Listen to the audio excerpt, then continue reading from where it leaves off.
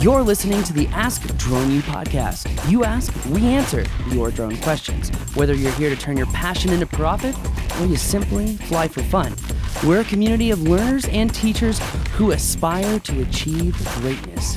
We are Drone U. Hey everyone, welcome to another fun episode of Ask Drone U. My name is Paul. And my name is Rob, and this is episode number 1008. Thank you for joining us. Appreciate it, as we always do. Yeah, we do appreciate that you're here. We actually appreciate the feedback too. So if you have any more feedback for us, just let us know. We are excited to actually act on that feedback. So let us know. But today we are going to be talking about a very simple issue, actually. And I think it's actually quite an interesting way to go about things.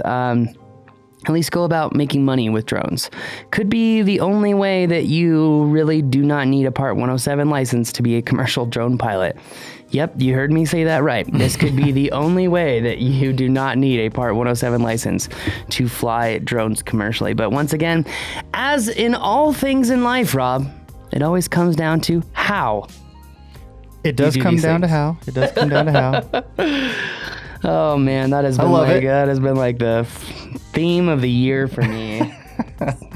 Oh, that's true for everybody, particularly in a world of social media where there's a lot of internet courage, et cetera, right? True. Very, very, very true. So, but let's go ahead and get right into today's question, which is brought to you by our friends at Fortress UAV. Whenever your drone gets broken, who should you take it to? Well, maybe you should consider Fortress UAV, right, Rob?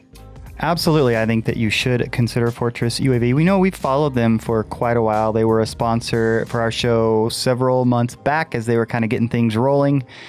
And I can tell you, having worked with them recently, that their system has really improved. Not that it was bad before, but it has gotten much better. They give you a liaison, so you have a person that you can connect with, that you can actually talk to on the phone. Their system online is great, and they will give you 25% off if you go to fortressuav.com/droneu and use the promo code DRONEU, 25% off your diagnostic fee. And if you're a Drone U member, they'll give you 5% off of your fix-it fee. I don't think that's what they call it. That's what I'm calling it. Anyways, I think you'll like working with them. I think they'll take good care of you if you have a need to get a drone fixed. Or I think they actually do maintenance on drones as well. So that might be something to consider looking at them for also. So check them out, fortressuav.com/droneu. Hello, my name is Matthew Tripp. I'm a big follower of your YouTube videos and haven't been able to figure out if I need a Part 107. My question is this: I've been thinking of possibly starting a drone business or doing freelance work on the side, but not in the traditional sector of flying. What my idea is using smaller drones to do indoor exclusive work, for instance, crawl space inspections or ventilation inspections, or even structural inspections in open areas like malls or gymnasiums. Traditional thoughts would lead me to believe that I would not need a Part 107 since I am not in FAA airspace, but is that true? And last part of this question, do you believe this is a fruitful sector to pursue? Thanks.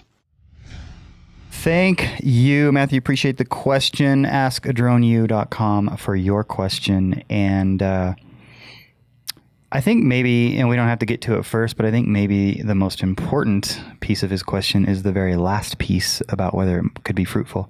Probably could. But I also have a question about, I think the answer is relatively straightforward, right? If all you're going to do is be inside. If literally all you are doing is flying inside, which means you can never fly outside, not even for practice, then go for it. Right. And so that would lead... So can he fly inside and make money? The answer is yes, because it's not navigable airspace. Right. It is inside. It is not the FAA's territory or jurisdiction. So 100% he can fly inside. But he literally can't even fly outside the door for a droney if he wanted to. Really? No. Well, yeah. Let's talk about the chances of him getting caught. Well, Bob, I think that's quite low, so he might actually be okay. That aside... Talking from a regulatory perspective, a legal perspective. So you're suggesting that he couldn't go practice? Like he in could an go open practice. Field he somewhere? could go practice if he was in Class G. Yeah.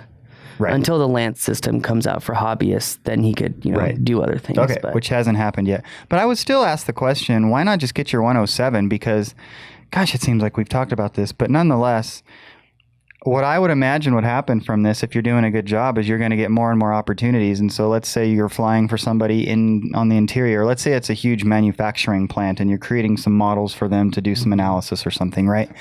And then they say, hey, it would be really cool if you did this for us, but that's outside. And then what, you're going to say, no can do because I didn't want to study and get my 107? That doesn't make a lot of sense for me. I agree. In fact, I think that most people don't want to take the test because they're frankly afraid. And I'm just gonna, and they're like stressed. They don't think they can do it. I've seen this time and time and time and time again. And people will come up with excuse after excuse after excuse when the black swan is, you don't think you can pass the test. And they don't want to say it. They're afraid. They're like, what if I fail? It's like, so what if you fail? Exactly. You got That's 2 the weeks to point. study again and you're gonna be fine. Right.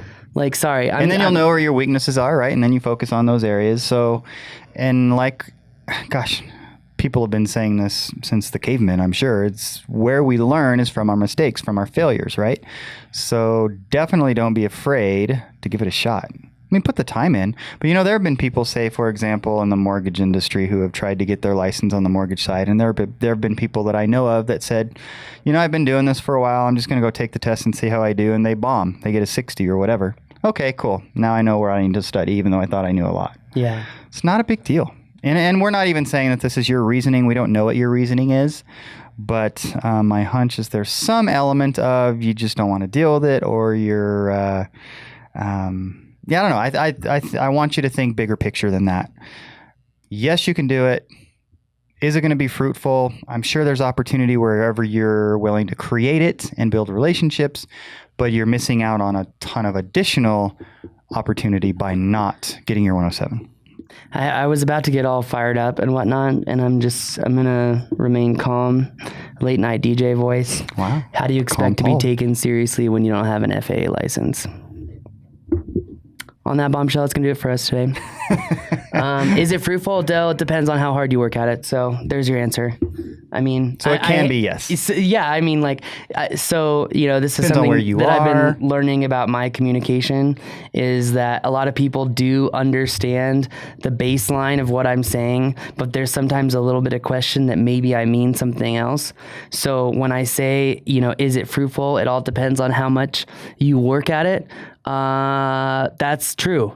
Can it be successful for you? Yes. Do you have to educate people? I'm sure. Do you have to work at it and build relationships? I'm sure. Is it going to take, 12 to 18 months for you to build significant revenue? Just like any business, sure, because relationships take time. But again, like, I'm not going to sugarcoat this. The propensity for this working is dependent on how hard you are willing to work for it. There is no other determinant. It is just that freaking simple. I'm so sick of everyone making excuses. If you want to be successful, you work really hard, you're open to learning, and you're a coach to people. You're not a controlling, micromanaging freak. So, I mean, it's really that simple. I don't need to sit here and yell at you. You guys know what it takes, right? I mean, like, am I wrong here, Rob? No, I don't think you're wrong at all. I think it's pretty simple, and particularly for anyone that's been listening to us and many other people for a while who talk in sort of this genre of being successful and making things go. People get it. It's just a matter of executing and going for it and not worrying about failing, because frankly, if you're not failing on some level, then you're probably not trying hard enough, and you're not going to grow. You should come to the business boot camp. I was going to say, I wish that it wasn't that way, where we didn't need to fail to truly learn. But that's just the way life is. So for me to wish that weren't the case is irrelevant, because that's kind of how life is. It just made me think. I think everyone, because like, honestly, most of sales and building relationships and building a business is psychological. It really is. It's about gaining the confidence to just go out there and be like, hey, Rob, what's your name? Well, obviously it's Rob. I called you Rob. What do you do? That's awesome. Do you really enjoy that? Is that what makes you happy? Or what about your job really brings you joy? Yeah, I love it. I mean, there are all kinds of ways that you can interact. And there's so many ways for people that are, frankly, like me, who... If you love what you do, this comes naturally. But anyway, Go for it. It can. But even for those, so for example, there are people who love what they do in the sense of flying, in the sense of creating, helping people make their businesses better through the genre of drones, whatever, but it's still very difficult for them to sort of sell themselves, right? Start conversations at networking events, whatever. There's so much information, as you guys know, this is not a revelation, but online about great conversation starters and so forth, which I think are super helpful. That's basically what you were just giving, were some conversation starters. Sure. I was just going to say that, like, honestly, you just have to become comfortable with the uncomfortable, and you have to gain confidence. And I think there are different ways that you can gain confidence to be more approachable to people. And I think there are two different ways. One thing that I think everyone should try is do something that scares you every day. So, like, for example, if someone, like, I love to surprise people. It's literally one of my favorite freaking things to do. So when there's someone super dickish, like, who are just super mean, just, I like to start off with a compliment. Like, I love your earrings. They're just really shiny and bright. Just kind of give me a smile. And just like completely like rattle them from like, again, you're setting the environment, Anyway, point number 2 is something that may really help you gain confidence. This probably sounds really weird, but this is especially true for men. I know I've said this over and over and over again, but I read The Morning Mind and about the whole 20-20-20 rule. 20 minutes of exercise, 20 minutes of reflectance, and 20 minutes of, mastering what you're going to do for the day, prioritizing the day or whatever, and how like a lot of successful people do that.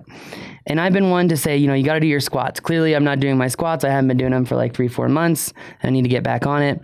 But one of the greatest feelings in the world to build your confidence to go out and just take the day on is just to literally do, and this is probably the best piece of advice I ever got from Ilker, and who was in the Turkish military. And he's like, if you couldn't do body exercises, there's no way you were even going to the weight room. He's like, that's, I think, the main mistake that most people in America make is they just go straight to the weight room. They never do just like full body exercises. Well, if you do 4 sets of 20 squats, it's going to be really hard. But once you accomplish that, you literally start the day with a feeling of accomplishment. It's the same thing as just making your freaking bed in the day. You're like, you know what? First task, done. Bingo. Mark that check. Cross it off the list, put it on the list, and take it off. Because guess what? You just accomplished something. And you know what? Those days really make me feel good. And I need to do it more often. Because there's a big difference between knowing what to do and doing it. Huge difference. On that bombshell, that's going to do it for our show. If you have a question, go to askdroneu.com. Thanks for watching and listening. I said listening and watching at the same time. Thanks for a little watching.